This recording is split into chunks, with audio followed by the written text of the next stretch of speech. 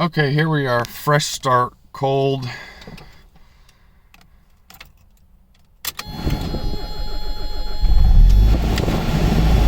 me turn the AC off. There you go. Starts right up.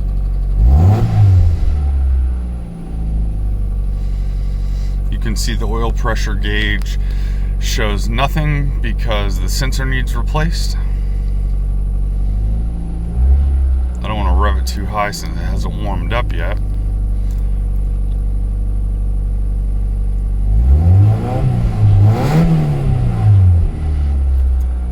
But she runs really strong.